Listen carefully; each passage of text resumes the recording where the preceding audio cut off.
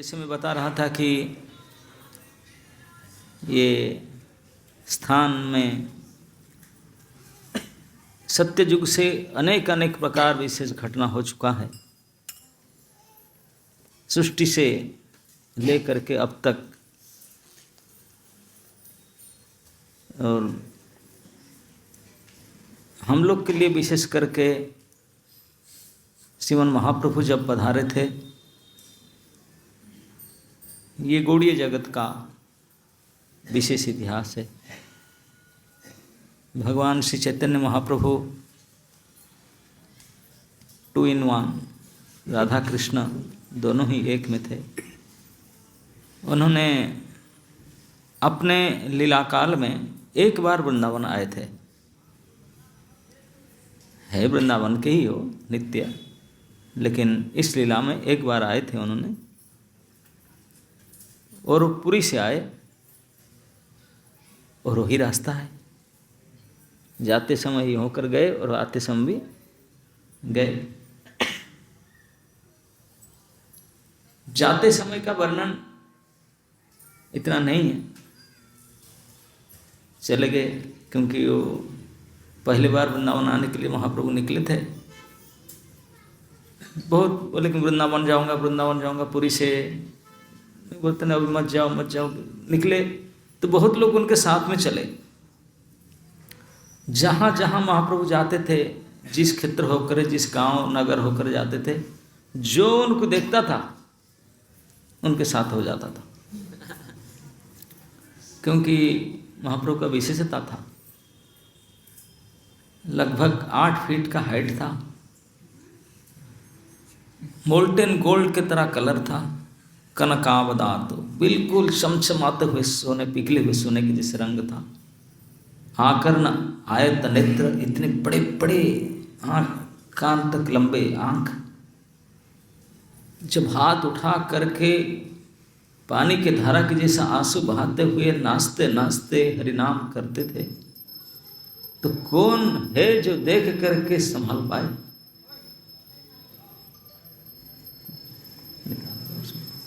तो कोई भी देखता था बोल्ड आउट होता था और चांस नहीं था उनको, तो उनके साथ चल पड़ते थे। जब महाप्रभु आकर के बंगाल पहुँचे, उड़ीसा से चलते हुए, वर्णन आता है कि उनके साथ इतने संख्या में लोग आए थे, उतने लाखों संख्या में लोग उनके साथ आए थे, चलते थे। वो किसी को नहीं बुलाया था, वो तो अकेले चले थे।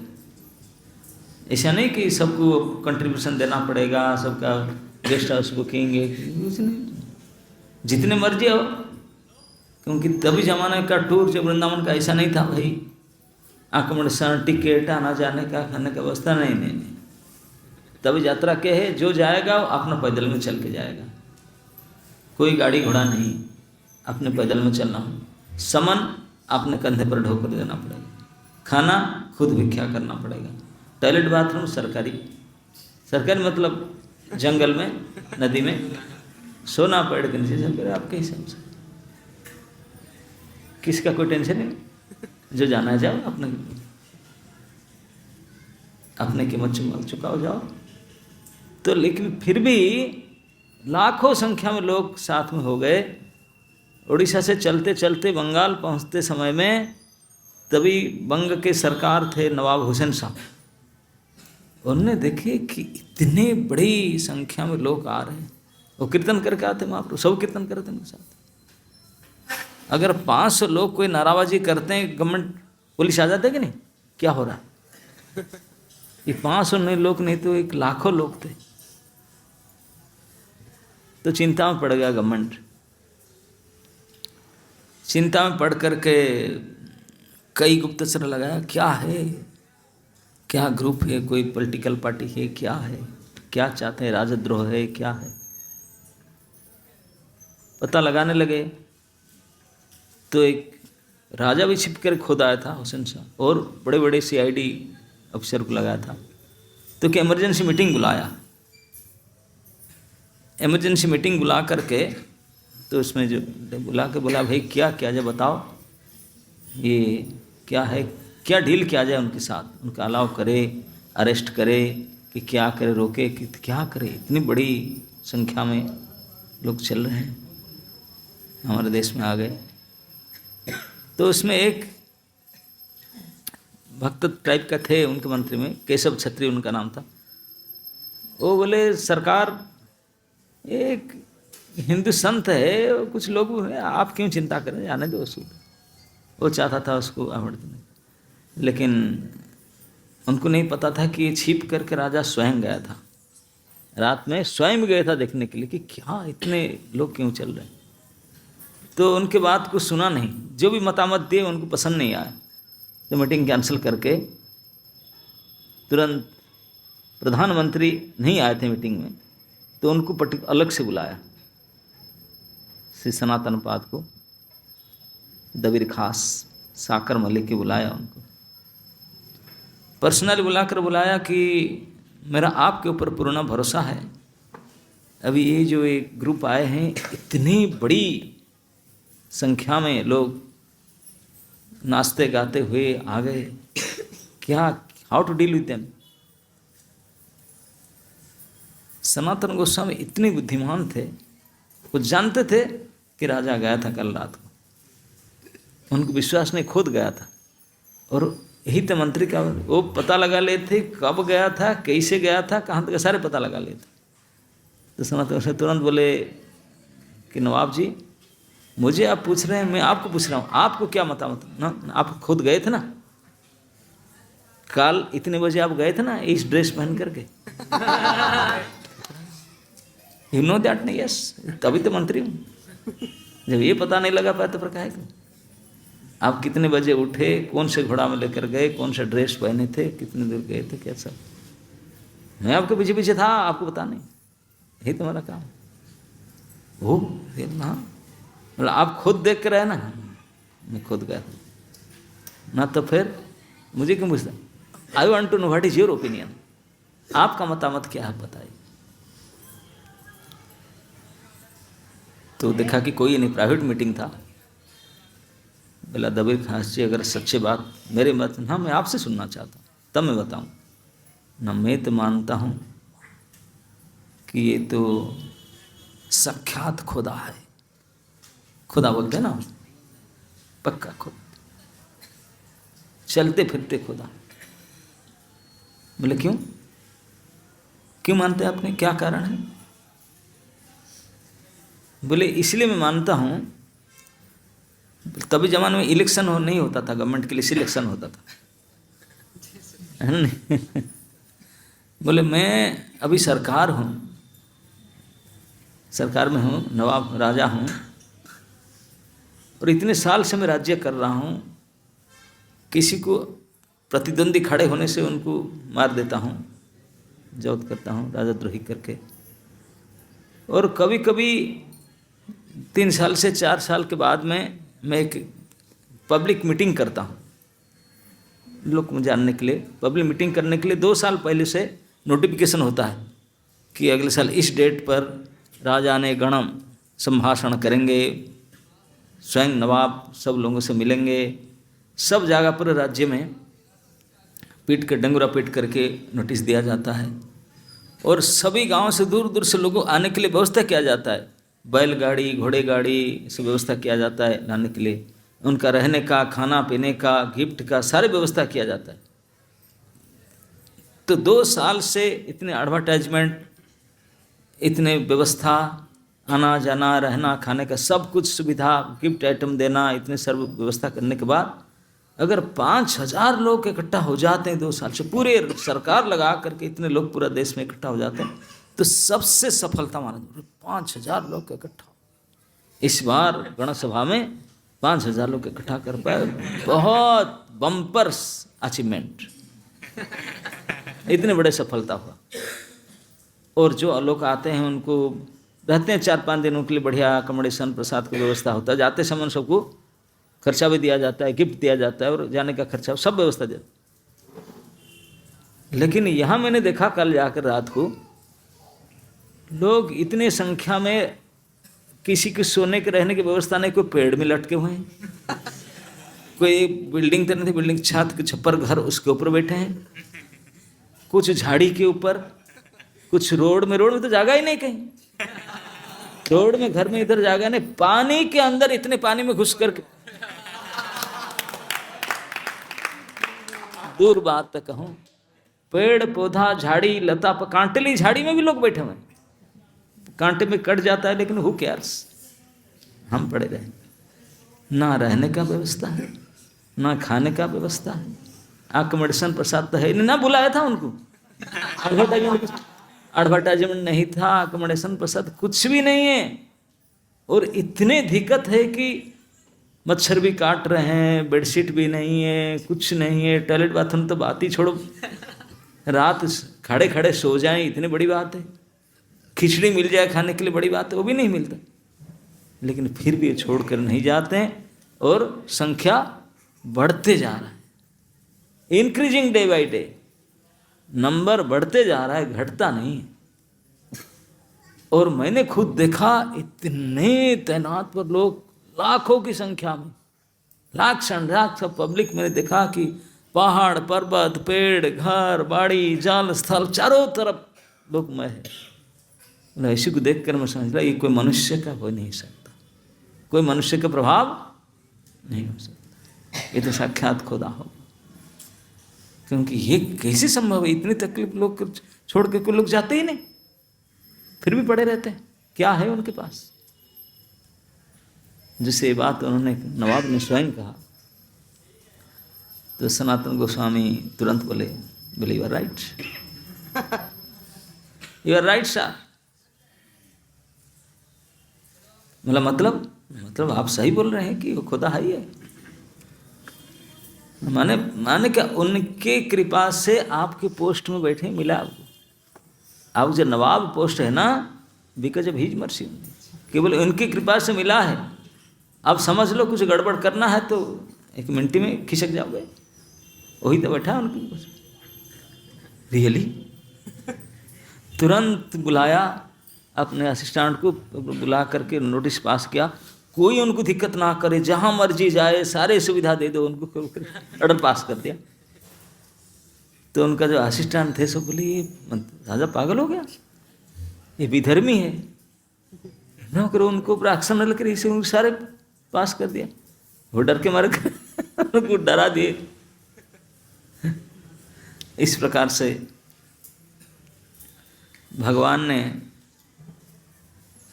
वो कुछ नहीं करते थे, लेकिन इस प्रकार से लोग प्रभावित होते। बड़े बड़े राजा, वो मुसलमान का शासक था, कितने मंदिर तोड़ा था, कितने विग्रह तोड़ा था, लेकिन वो भी अचंभा हो गया, डर गया, डर के इसे ऑर्डर पास किया उन्होंने, जो दूसरे को डाइजेस्ट नहीं होता था। बोले कैसे इसे कर सकता है।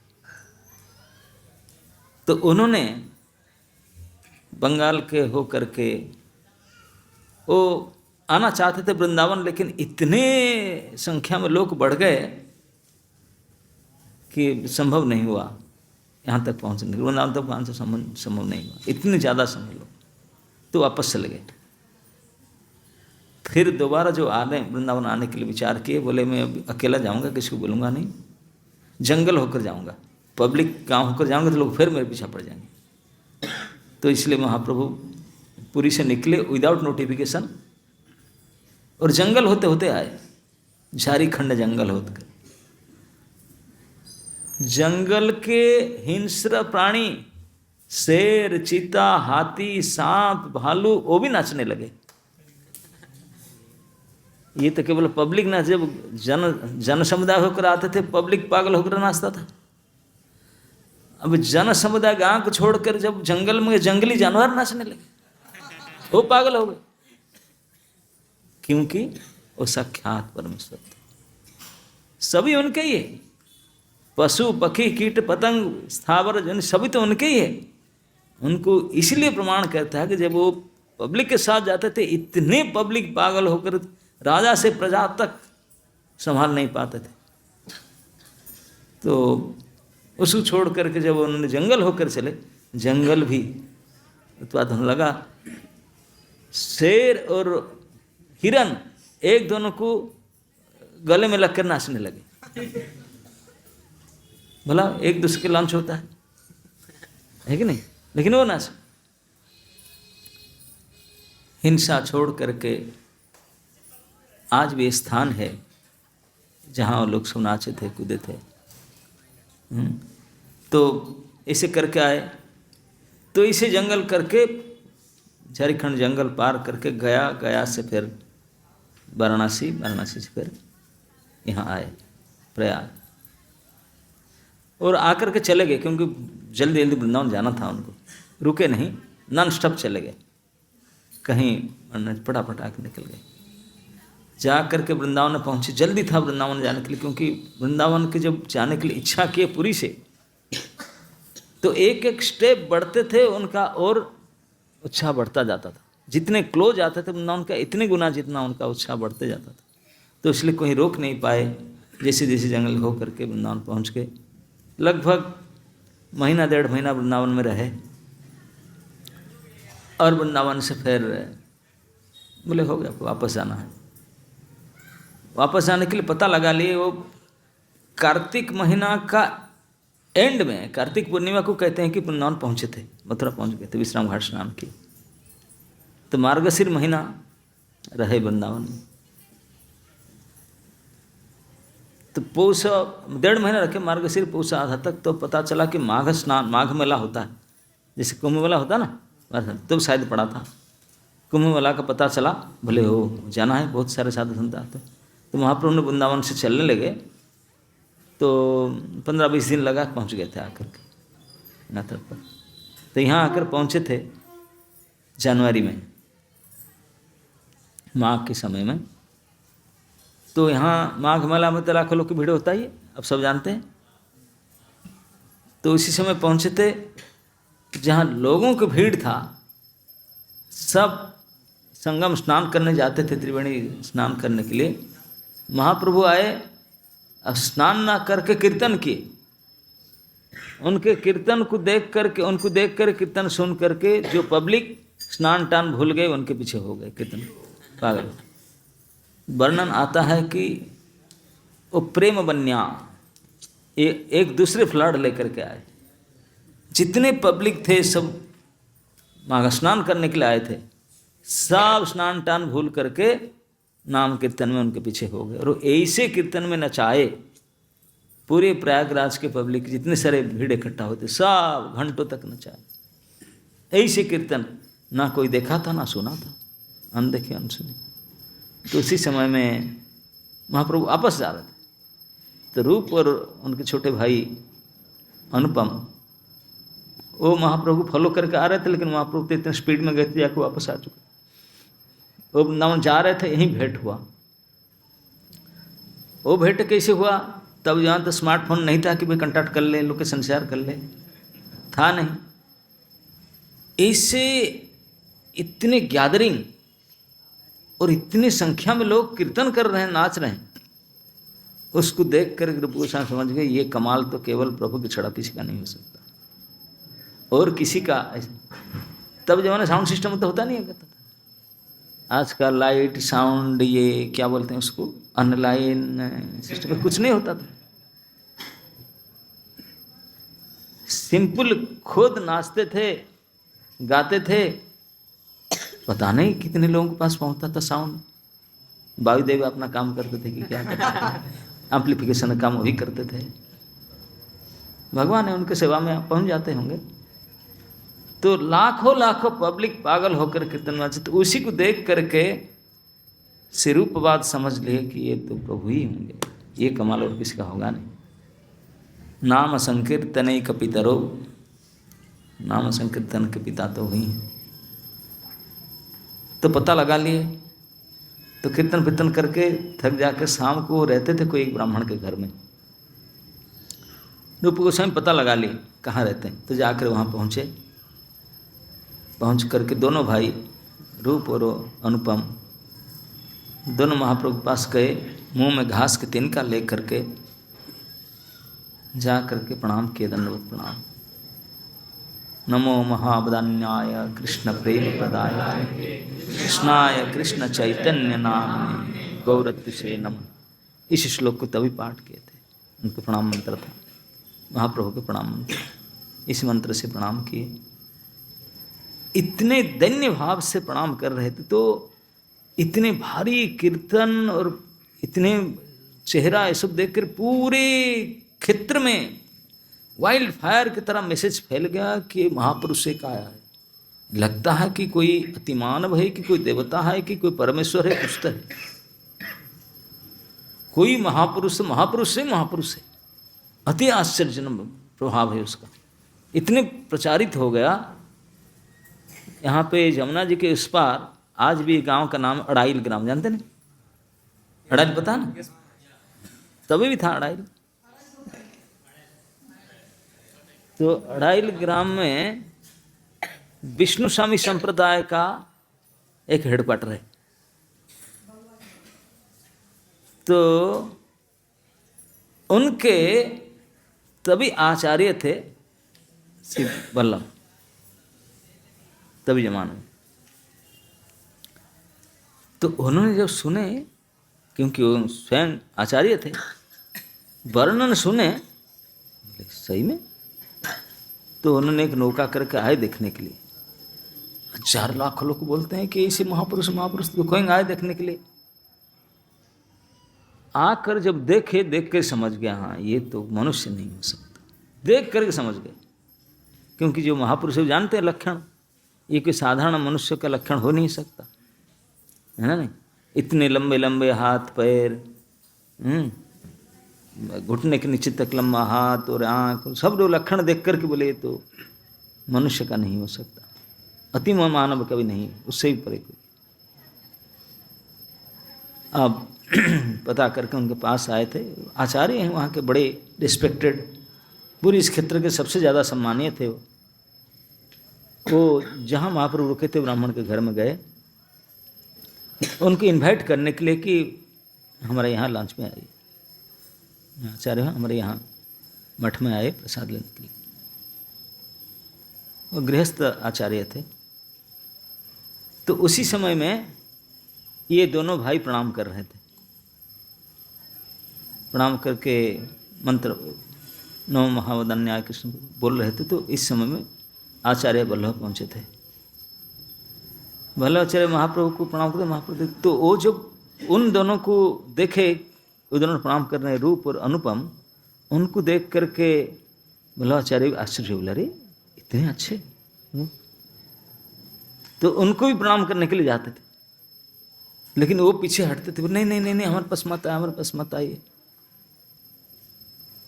तो जब वो उन्होंने पीछे हटते थे तो महाप्रभु आचार्य वल्लभ को बोले, आचार्य जी, पंडित जी, उनके पास मत जाइए, वो नीच हैं, वो छूने के लायक नहीं, आपके लायक नहीं। जब ये बात कहे, वो रोज साइड होकर खड़े थे दीवार के पास में, रूप और अनुपम। महाप्रभु उनकी से, नहीं नहीं हमको उसको मत जाइए, आप तो पंडित हो। तो आचार्य वल्लभ ने महाप्रभु को देखे, फिर उनको देखे, आश्चर्य होकर बोले, आप कैसे कह सकते हैं कि वो अपवित्र है? मैं देखो ना, आप नहीं जानते, मैं जानता हूँ ना पहले से उनको, क्या करते हैं काम उनका। बोले हम इससे नहीं जानते, मैं देख रहा हूँ कि उनके मुख से निरंतर हरे कृष्ण कृष्ण कृष्ण हरे हरे, हरे राम राम राम, ये नाम उच्चारण हो रहा है। जिनका मुंह से इस नाम उच्चारण हो रहा होगा, उसको अपवित्र करके कैसे माना जा सकता?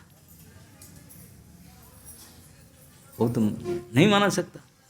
जद जिह्वाग्रे वर्तते नाम तुभ्यम, जिनके जिह्वा के अग्रभाग में हे प्रभु आपके नाम उच्चरित हो जाए, तेपुस तापस हो, तो बड़े जाज्ञिक ब्राह्मण से भी ऊपर उठ जाएगा।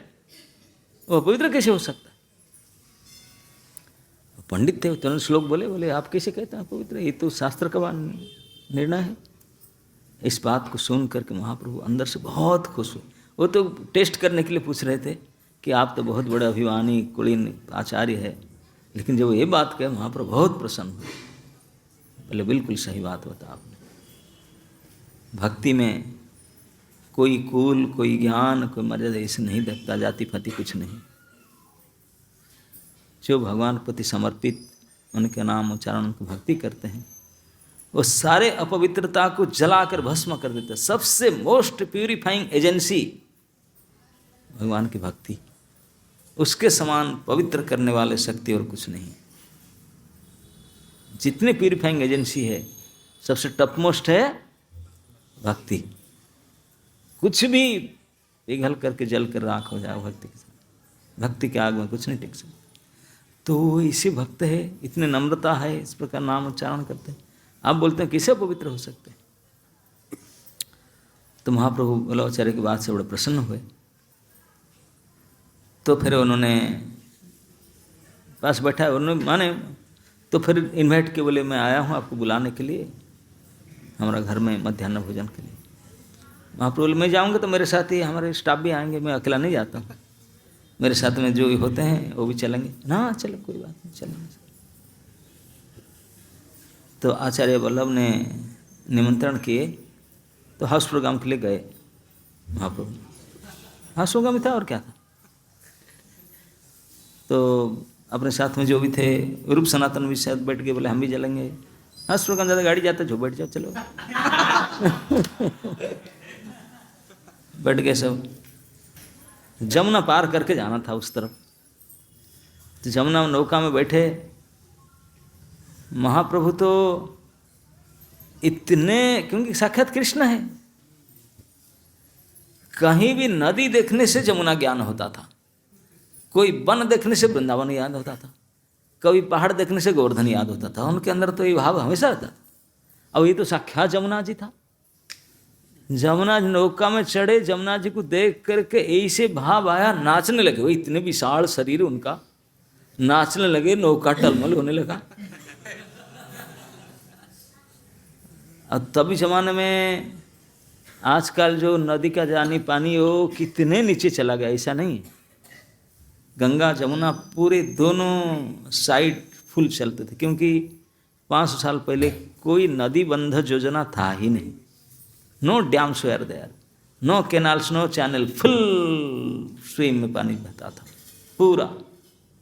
मैं कल किसी को बता रहा था, बनारस आगरा में जो दशाश्वमेध घाट, मणिकर्णिका घाट, वो पूरा पानी के लेवल पर हुआ करता था। आजकल तो कम से कम 200 फीट नीचे, इतने सीढ़ी में चढ़कर जाओ, हाय हाय क्या स्नान करेंगे।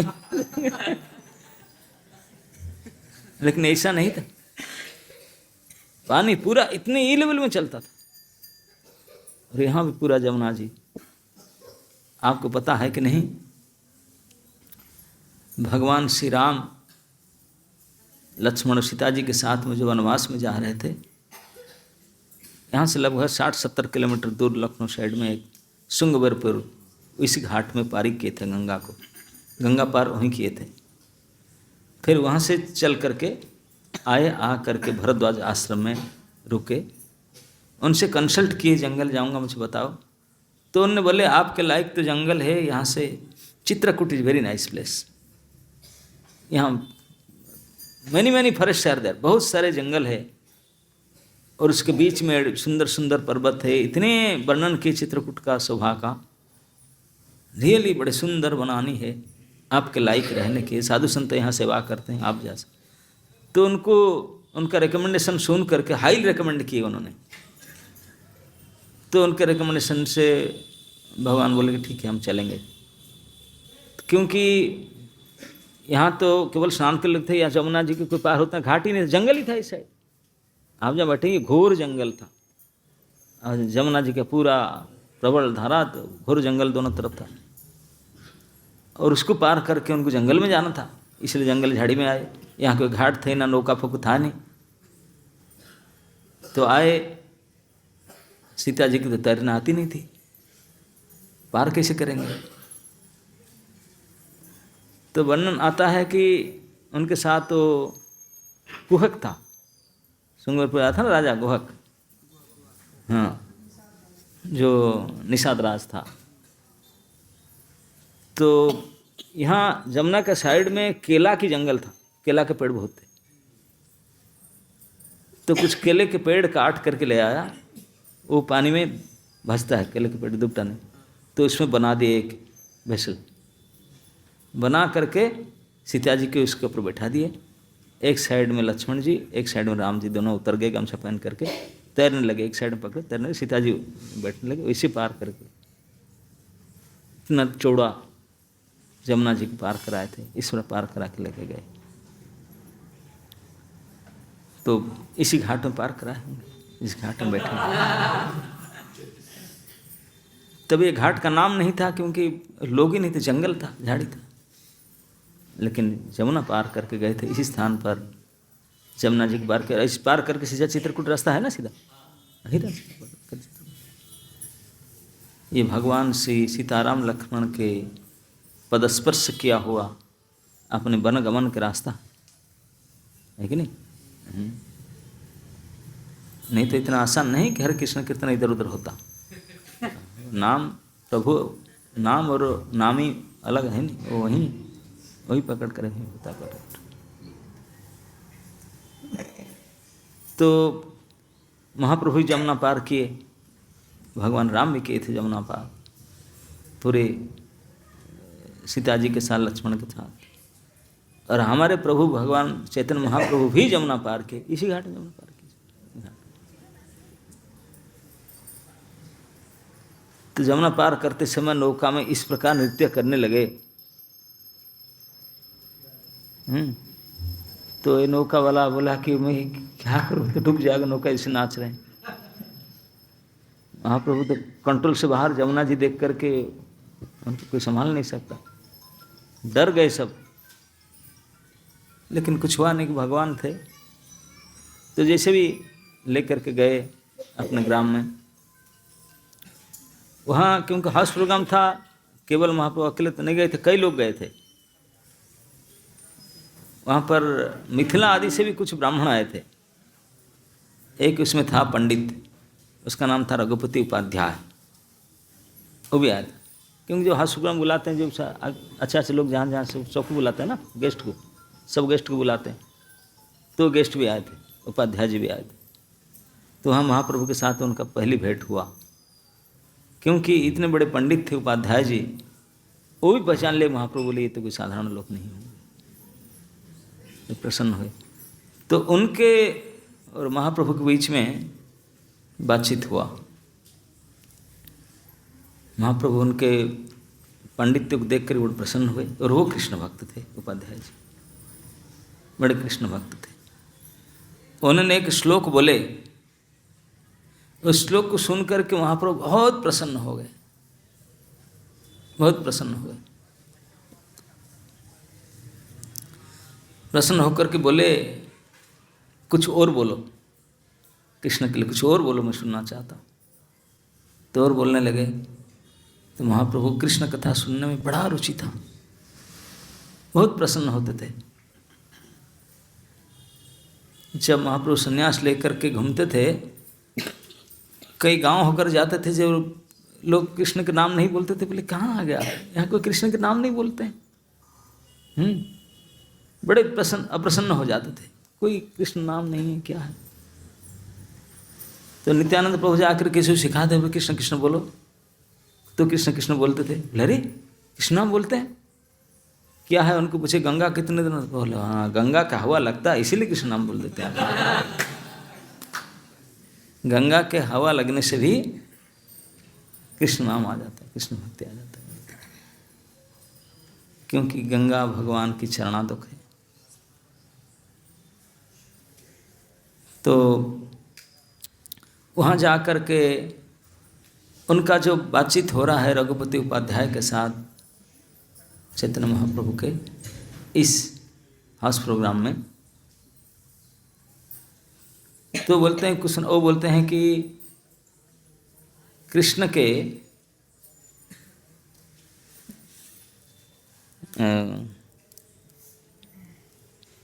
अवस्था है बाल्य को पौगंड और किशोर, इस अवस्था से कौन सा अवस्था को मानते हैं?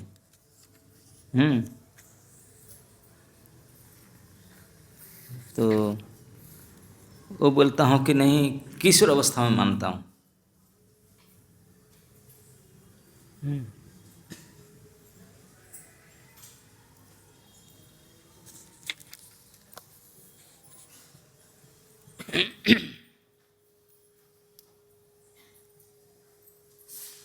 रघुपति उपाध्याय के साथ, रघुपति उपाध्याय बोले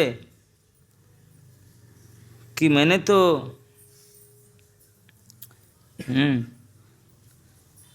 श्रुतिम अपरे स्मृतिम अपरे भारतो अन्यमन्ये भजन्तु भवभीताः अहमियम नंदं वंदे यस्यालिंदे परं ब्रह्म।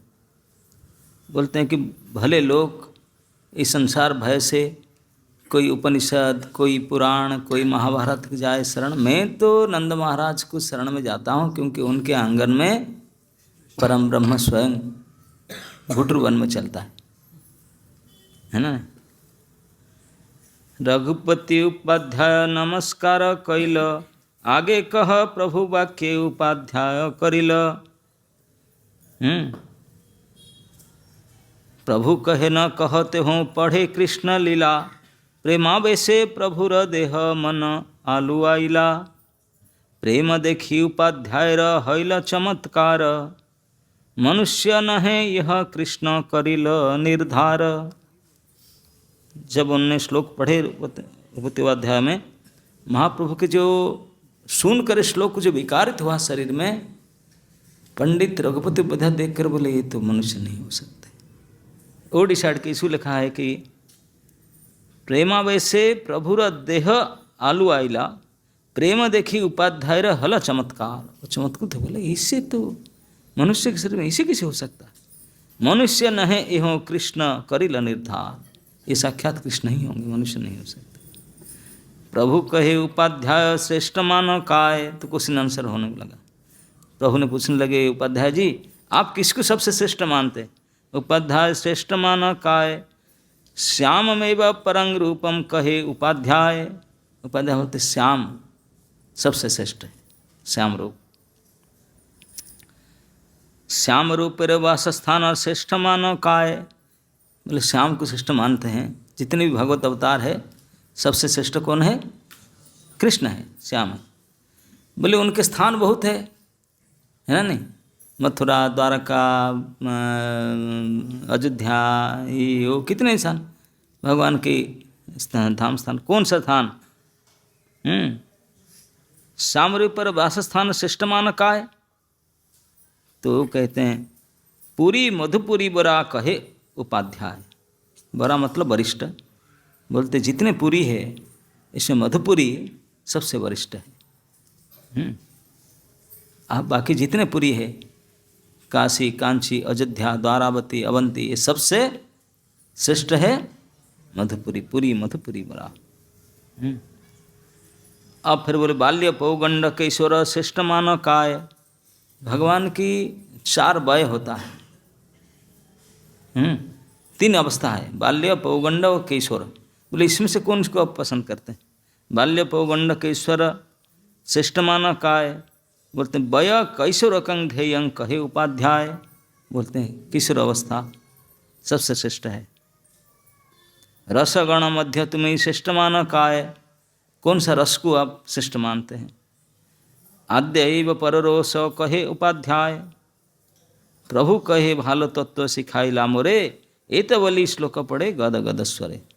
तो 4 प्रश्न किए थे, उनको उत्तर को मिला करके एक श्लोक महाप्रभु बना दिए। बोलने लगे श्याममेव परं रूपं पुरी मधुपुरी बरा, वय कैशोरकं ध्येयं आद्यैव परो रसः।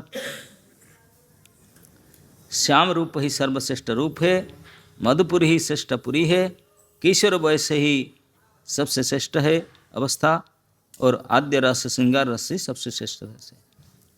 प्रेमा वैसे प्रभु तारे कैला आलिंगन, प्रेम मत्त हयात हो करे न नर्तन। जिसे महाप्रभु प्रसन्न हो गए, प्रसन्न होकर के वो था तो नहीं कुछ गिफ्ट देने के लिए, जाकर आलिंगन कर दिए, गले लगा लिए। गले लगा दिए तो करंट पास हो गया। महाप्रभु तो हाई डोज करंट में लबालब भरे रहते हैं, टच किए शक लगा। तो इसी को बोलते हैं प्रेम आवेश प्रभु तारे कैला आलिंगन। प्रेम में आवेश में ऐसे नहीं करते हैं, प्रेम में आवेश में सुनकर इतने खुश होकर जाकर गले लगा लिए। जैसे कैला आलिंगन, प्रेम में मत्त हयाते होकर पागल हो गया वो। जैसे उनको स्पर्श किए हाई डोज करंट से जो हुआ ना था वही हुआ, पागल हो। प्रेम में मत्त ते हो करे न कीर्तन, अब नाच लगा, बूढ़ा कीर्तन करने लगा। अब श्लोक क्या पढ़े, अब कीर्तन करने लगा, करंट चला गया। मत ते हो करे न कीर्तन, देखी बल्लभ भट्टे मने चमत्कार। बल्लभ भट्ट बोली क्या हो रहा है, पंडित जी तो पागल हो गए। मैं हाउस प्रोग्राम में बुला के रहता, तिरभट्टी के पंडित थे, मिथिला के बड़े पंडित थे, ये क्या हो गए, पागल हो गए। ये रास्ता में नौका को पागल कर रहा था, अभी आदमी को पागल कर रहा है यार। बल्लभाचार्य बोले क्या करूँ, वो चमत्कार हो रहे थे। देखी बल्लभ भट्ट मने चमत्कार हैल, दुई पुत्र आनी प्रभुरा चरण पाड़िल। उनके 2 बेटे थे, उनको बुला बोले प्रणाम करो। प्रभु देखी बारे ग्रामेर सब लोक आइल, प्रभु दर्शन सर्वलोक कृष्ण भक्त हैल। अब दोनों बेटे को बुला के प्रणाम करा। जो देखा, छूना तो दूर बात, करंट लग ही जाएगा। कोई पैर पर छू लिया तो गया, फिर तो बच नहीं सकता। छूना दूर नहीं, दूर से देख कर प्रणाम किया, वो भी चेंज हो गए। इतने हाई सेंसेशन था। आजकल होता ना, हाथ इसके कारण पानी गिरता है, क्या बोलते हो, सेंसर है। हाँ, ये सब सेंसर फेंसर आजकल नहीं, उन्हीं से है। महाप्रभु का सेंसर ऐसा है, वो एक आदमी का आलिंगन करते थे और वो तो पागल होता था। फिर बोलते हैं तुम मेरे पीछे मत जाओ, तुम जाओ न, क्या तुम जाने से तुम्हारे गांव वाले भक्त हो जाएंगे न, कैसे तुम जाओ तो सही। बोले तुझे कुछ नहीं, तुम जाओ। वो तो पागल होकर नाच कर जाता था, नाचता जाता था, कीर्तन करता। उनकी पत्नी आता था, क्या हो गया तुम्हारा, पत्नी नाचा। बेटा आ गया, mummy papa what is going on.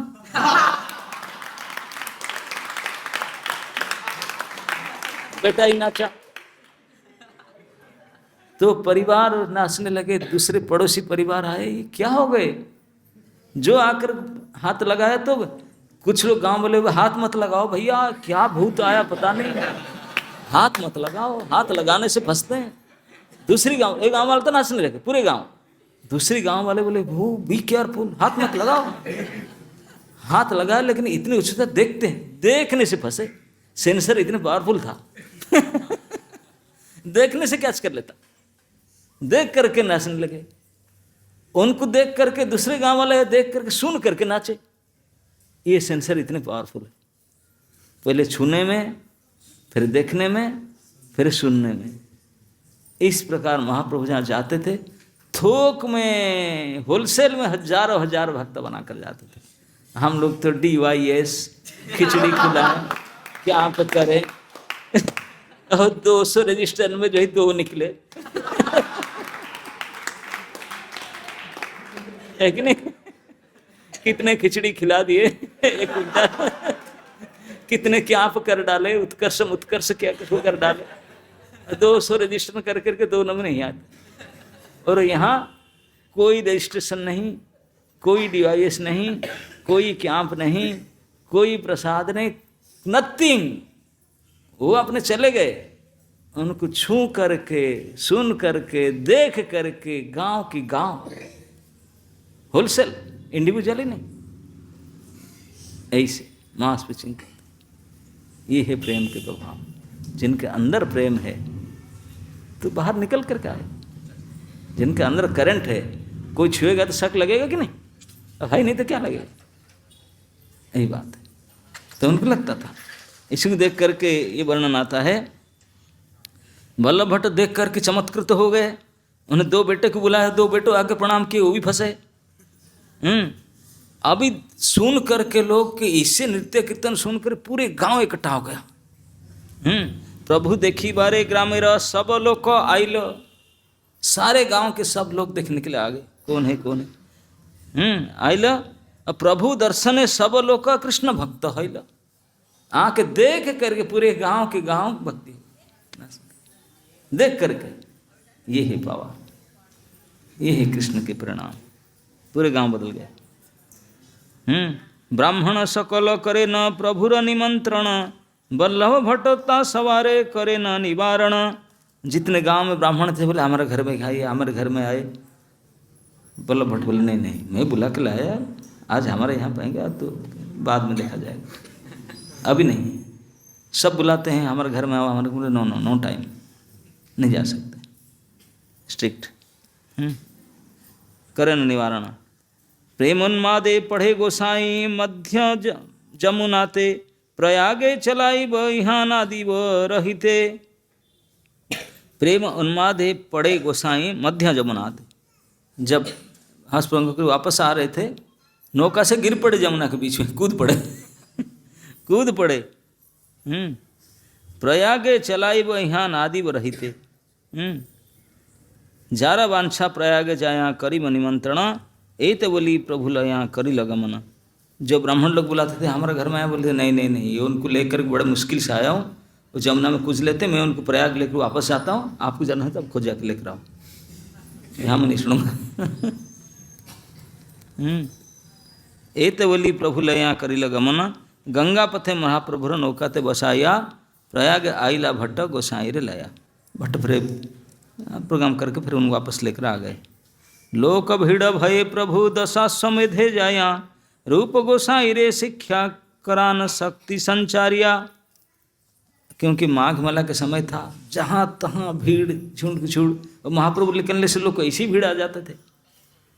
उन्होंने रूप गोस्वामी को कुछ टीचिंग्स देना था, और भीड़ तो इसी तरफ था, दशा समय तो उस तरफ कोई लोग नहीं जाते थे। तो महाप्रभु रूप गोस्वामी बुलाकर बोले यहाँ तक चले चलो बड़े मंदिर, वही आपको मैं टीचिंग दूंगा। दशा समुद्र घाट में वहाँ कोई भीड़ नहीं था, भीड़ सब संगम के पास था, सारे जमुना की तरफ गंगा जी की तरफ भीड़ था। वहाँ तभी तो टाउन फाउन कुछ था नहीं, सिटी था नहीं, निकांचन के शिव मंदिर था और पेड़ था। तो वहाँ घाट पर जा करके वहीं कई घंटों तक प्रतिदिन उनको शिक्षा देते थे, उनको शक्ति संचार कराए, एम्पावर किए रूप गोस्वामी को। 10 दिन तक उनको शिक्षा दिए। वृंदावन के भक्ति के रस साहित्य सिखाए, जिनको सीख करके रूप गोस्वामी जाकर भक्ति रसामृत रचना किए। ये डाउनलोड यहीं कराया गया था, वहाँ केवल एग्जीक्यूट कराया गया था, है ना नहीं, यहाँ पर माल डाले थे सारे, वहाँ पर जाकर ट्रांसक्राइब किया गया। तो इसी को कहते हैं कि शक्ति संचार महाप्रभु ने कराया था उनको। तो ये प्रयाग में महाप्रभु जो आए थे, इस प्रकार लीला कर रहे थे कि गंगा जमुना और यहाँ के जितने लोग केवल इसी गंगा जमुना का स्नान से नहीं, कृष्ण भक्ति से उत्प्रेत करता थे। और कृष्ण भक्ति का सबसे simple starting to the end, सबसे सरल प्रभावित करने का उपाय है तद नाम ग्रहणादि भी, उनके नाम। इस कलियुग में बाकी हमारे पास कुछ उपाय है नहीं, we are good for nothing, केवल इसी के लायक हैं, कलियुग का केवल नाम ही। तो इसलिए भगवान श्री चैतन्य महाप्रभु भी केवल नाम कीर्तन के द्वारा इस युग को भी उद्धार करने के लिए उन्हें भी नाम कीर्तन करते, पब्लिक के सामने और कुछ नहीं।